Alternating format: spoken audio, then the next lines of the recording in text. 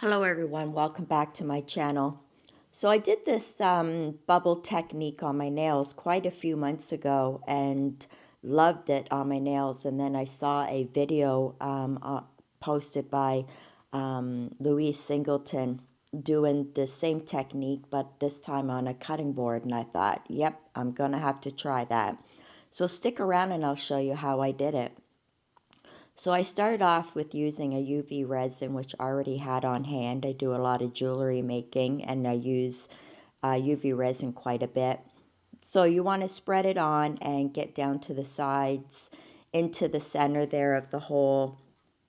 And the bubbles are actually just done with dish soap.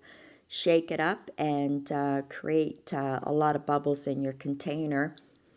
And then you're going to want to spread it on, spread it on pretty good. You're going to want to make sure you cover all the areas of the UV resin. The bubbles start to disperse very fast, so you're going to want to do this quickly. Again, I had a UV lamp for the jewelry making that I do. So you just pop this under a UV lamp for 4 minutes.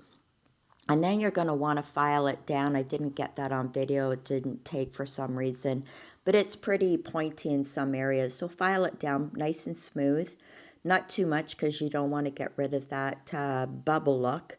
And here I am just using a metallic paint, making sure only to get it onto the bubble area.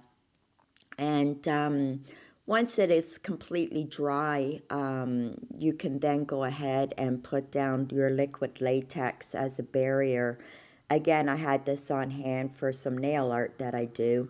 And you want to put this up very close to your UV resin area and make a barrier so that when you add your epoxy resin, it doesn't spill out onto your wood.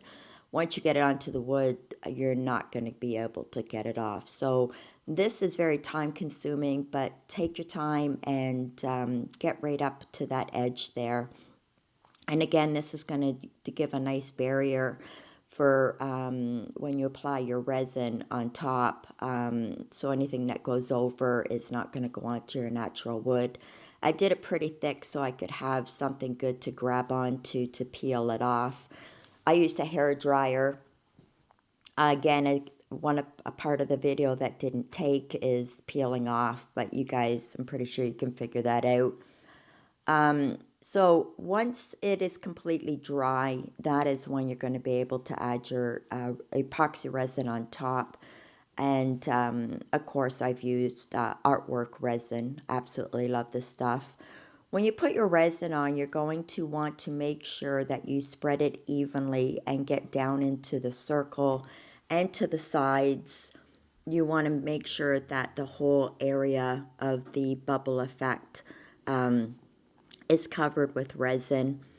The latex I do not remove until the resin has stopped moving and is just at a tacky point, so that when you pull the latex off, you're not going to have any of the resin running, still being able to go onto your board. So you're going to want to keep testing it and going back and making sure it's just no longer moving. That's the most important part.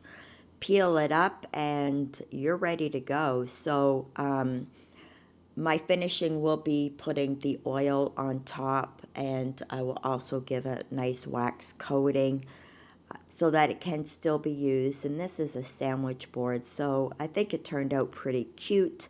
I have another one already started. Hopefully I'll have that done by the weekend. Hope you enjoyed my video. I will post Louise Singleton's link down below. Follow her. She's amazing. Bye, y'all.